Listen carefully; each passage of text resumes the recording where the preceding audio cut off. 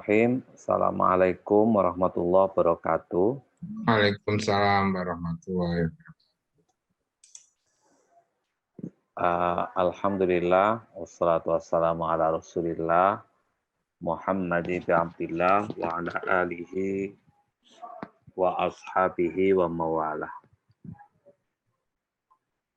Bapak Ibu yang dirahmati Allah, malam ini kita lanjutkan kembali ngaji setelah pertemuan sebelumnya. Mestinya saya sudah menjanjikan oke. Rupanya keasikan rapat takmir masjid, takmir musola, saya lupa kalau punya janji.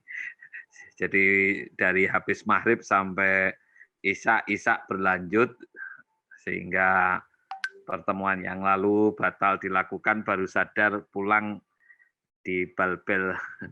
Tapi sekali lagi mohon maaf lah, belum bisa, masih bisa mengingkari janji itu namanya.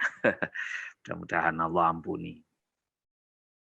Bapak Ibu yang dirahmati Allah, masih dalam tema yang sama, relasi suami istri. Ini pertemuan yang kelima, lebih spesifik hadis-hadisnya saya kutip dari Imam Tirmidzi. Tidak lain tujuannya supaya kita jauh lebih baik lagi lah di dalam membangun relasi dengan pasangan hidup kita. Hari ini ada 5 hadis yang kita akan ngaji di dalamnya. Yang pertama ini dari hadis riwayat Ibnu Abbas. Qala Nabiyyu sallallahu alaihi wasallam, lau anna ahadakum idza ata ahlahu. Seandainya seseorang di antara kalian itu hendak ngumpuli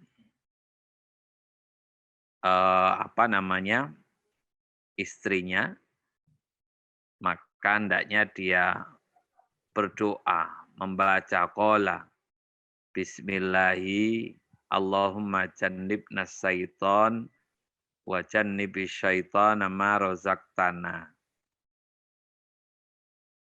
Ya Allah, jauhkan kami setan itu, jauhkan dari setan. Demikian pula jauhkan setan terhadap apa yang Engkau rizkikan pada kami. Artinya doa ini semangatnya adalah supaya hubungan kita dengan pasangan itu menjadi bagian dari ibadah. Yang kedua, kalau itu membuahkan, buahnya juga jauh dari spirit syaitan. Dijauhkan dari sifat-sifat syaitaniyah. Fa in qadallah bainahuma waladan lam yadurruhu syaiton, maka kata Rasulullah, kalau kemudian hubungan tadi membuahkan, Allah tetapkan ada anak yang terlahir karena hubungan tersebut, maka syaitan tidak akan memberikan madorot apapun kepadanya. Ya, artinya dia akan terlahir sebagai anak yang susah digoda oleh syaitan.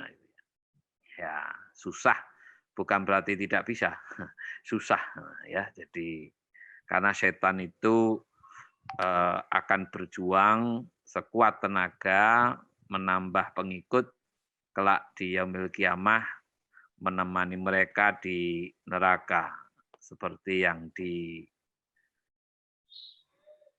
dalam ayat Al-Qur'an itu. Ya, jadi wa in kuntum fi raibin mimma nazzalna ala abdina fa'tu bi suratin mislih wad'u syuhada'akum min dunillahi in kuntum shadiqin fa illam taf'alu wa lan taf'alu fattaqun naral lati waquduhan nasu wal hijarah uiddat ya, Ya. ya lil kafirin. Jadi orang-orang yang ingkar itu dipersiapkan tempat tinggalnya bahkan menjadi bahan bakar neraka bersama batu kan gitu. Nah, Bapak Ibu yang dirahmati Allah, selanjutnya hadis yang kedua diriwayatkan oleh Aisyah radhiyallahu anha. An Aisyata qalat tazawwajani Rasulullah sallallahu alaihi wasallam. Rasulullah menikahiku fi Syawal, di bulan Syawal. Wa bana bi fi Syawal. Tinggal serumah itu sebenarnya atau ngumpuli juga di bulan Syawal. Ada yang menyatakan tahun berikutnya itu karena ada yang menyatakan 2 tahun berikutnya. Karena memang Aisyah dinikahi saat sebelum hijrah itu sampai nanti mereka para rombongan berikutnya Aisyah dan kawan ikut berhijrah. Nah, jadi tastahibbu ayyub nabi nisaiha fi Syawal. Nah, bahkan kemudian beliau senang sekali menikahkan putri-putrinya itu pada bulan Syawal. Nah, ini mungkin ada hubungannya dengan fenomena di sekitar kita. Ada bulan tertentu yang menarik untuk diselenggarakan pernikahan. Contohnya bulan-bulan ini. Jadi bulan-bulan ini rame perkawinan, ya sekalipun di masa pandemi, ya tapi sudah mulai rame kembali seperti semula gitu ya. Nah, kegiatan sebelum Ramadan. Nah, nanti juga pasca Ramadan, Syawal itu juga rame. Nah, oleh karena itu tradisi pernikahan mencari bulan-bulan tertentu itu ya memang ada model lah. Nah, sekalipun untuk Rasulullah memang paling disukai di bulan Syawal. Berdasarkan riwayatnya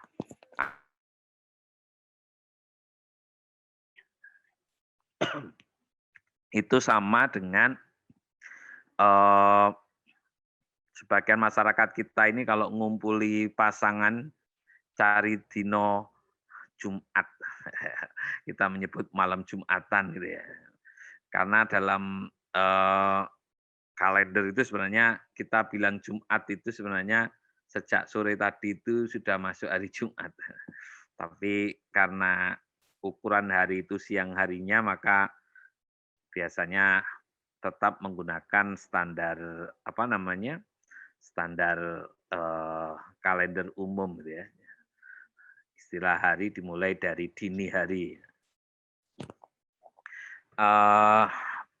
Bapak Ibu rahimakumullah, jadi ini menjadi apa namanya? Model sekaligus mungkin sebagian orang mengambil ijtihad ya sekalipun tidak sama persis. Jadi cari waktu lain. Berikutnya hadis yang diriwayatkan oleh Abu Hurairah radhiyallahu an, tapi hadis ini sifatnya umum gitu ya. Ini pengulangan sedikit dengan yang lalu. Qala Rasulullah sallama, Rasulullah bersabda, akmalul mu'minina imanan aksanuhum khuluqa. Kesempurnaan atau yang paling sempurna dari seorang mukmin itu keimanannya yang paling bagus di antara mereka akhlaknya. Jadi kalau mengukur keimanan seseorang itu eh, memang murni menilai keimanan itu susah. Tapi indikatornya itu bisa dilihat dalam kepribadiannya, ke akhlak mereka ini. Sehingga semakin baik akhlaknya, maka sebenarnya semakin tinggi keimanannya. Ya, semakin buruk akhlaknya, maka semakin rendah keimanannya. Nah, maka ini sebenarnya saling berhubungan. Sekalipun saat ini banyak orang yang mengaku beriman, tapi ya orang lain melihatnya jadi tidak berakhlak karena mereka menggunakan dasar keimanannya untuk bisa saja mengintimidasi orang lain atau mungkin melakukan tindak kekerasan atas nama keyakinan dan lain sebagainya. Tapi sebenarnya spirit hadis ini mengingatkan bahwa kesempurnaan iman dari seorang mukmin itu terletak pada sebagus apa akhlaknya. Lalu dipersempit lagi wa khiyarukum linisaihim khuluqa. Dan sebaik-baik kalian adalah yang paling baik akhlaknya terhadap istri-istri mereka. Nah, istri-istrinya gitu lah. Jadi Bapak Ibu rahimakumullah, salah satu tolok ukur kebaikan akhlak seseorang itu bisa dilihat dari perlakuan dia terhadap pasangannya.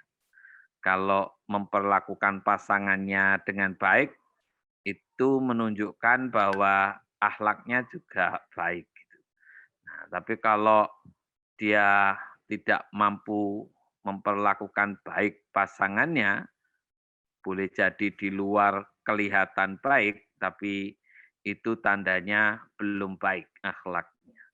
Maka relasi suami istri itu harus dibangun harmoni untuk menunjukkan bahwa ya keimanan kita sudah lebih baik dan keimanan kita sudah baik itu kalau akhlak kita baik. Dan akhlak kita baik itu kalau mampu diimplementasikan dalam lingkup yang paling kecil, yaitu pasangan hidup atau keluarga. Nah itu spirit dari hadis yang ini. Berikutnya, hadis yang berikutnya,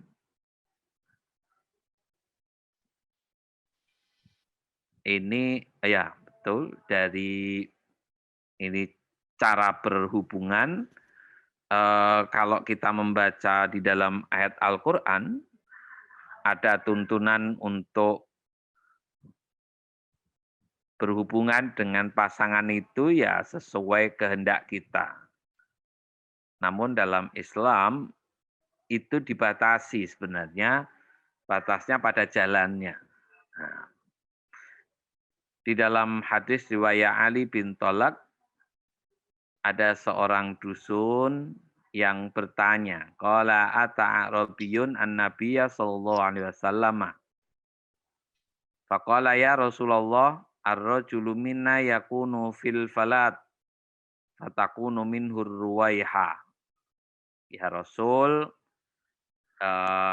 ada seseorang di antara kami ini berada di padang ilalang gitulah ya.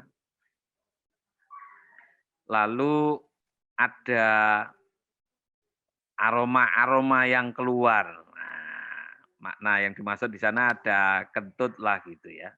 Filma di dalam air. Ya, itu artinya ada tanda kalau ada udara terus ada gelembung gitu. Nah, karena di dalam air. Padahal di situ ada ya, oh maaf, bukan itu. Wa yakunu fil ma'i qillah. Nah, sementara saat itu air sangat sedikit. Jadi sangat terbatas. Jadi ada aroma-aroma alias buang angin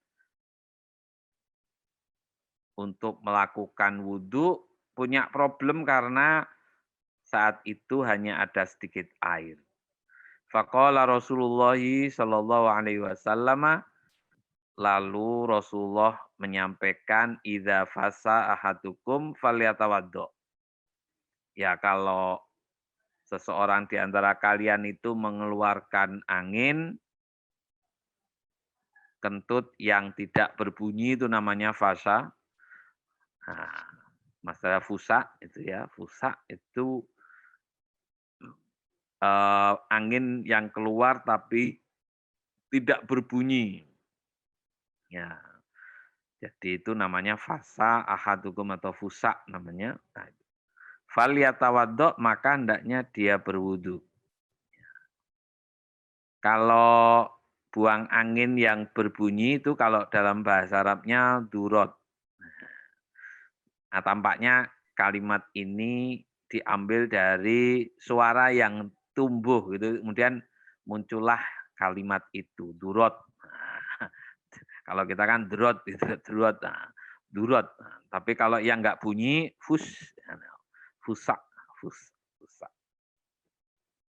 Nah, lalu Nabi melanjutkan, wala ta'tun nisaa fi a'jazihinna. Hendaknya perempuan maaf, hendaknya kalian tidak mendatangi istri-istri kalian dari duburnya. Artinya bukan jalannya tadi dari dubur. Fa innallaha la yastahyi minal haq. Kenapa ini kok disampaikan? Karena sesungguhnya Allah tidak malu saat menyampaikan yang hak, yang benar itu. Nah, jadi ya ngomong belak-belakan soal yang terkait dengan kebenaran itu tidak ada masalah. Nah, ini kaitannya dengan cara menggauli di saat tidur ya. Kemudian yang berikutnya, yang terakhir, mungkin ada hubungannya dengan ini, yaitu konteksnya sehingga homo. Jadi karena dalam tradisi umatnya Nabi Lut, kita mengenal budaya mereka sebagai liwat. Itu dari kata Lut itu, umat Lut, liwat atau homoseksual kita menyebutnya.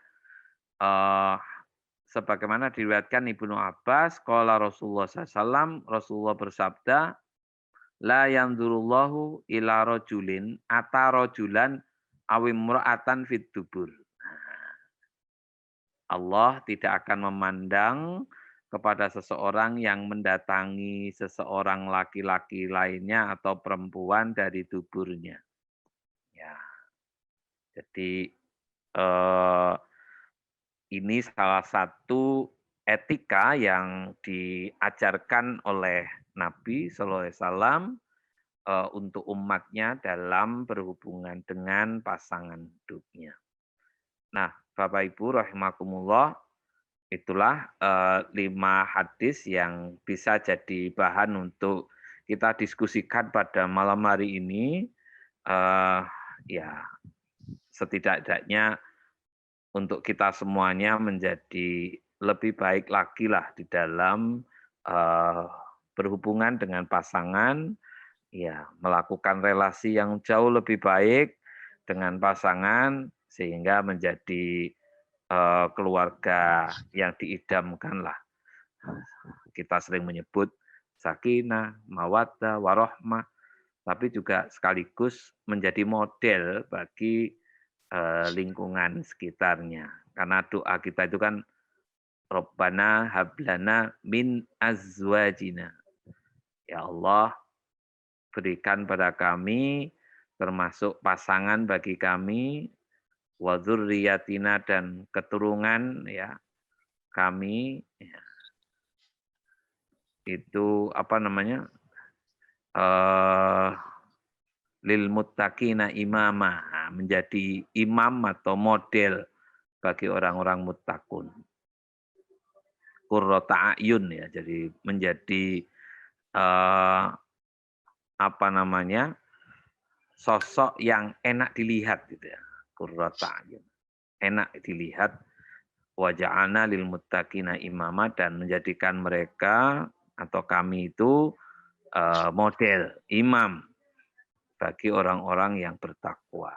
Nah, saya kira itu hantarannya. Monggo jika ada yang ingin menyampaikan atau mendiskusikan hadis tadi, atau mungkin ada yang lainnya, kami persilahkan. Monggo.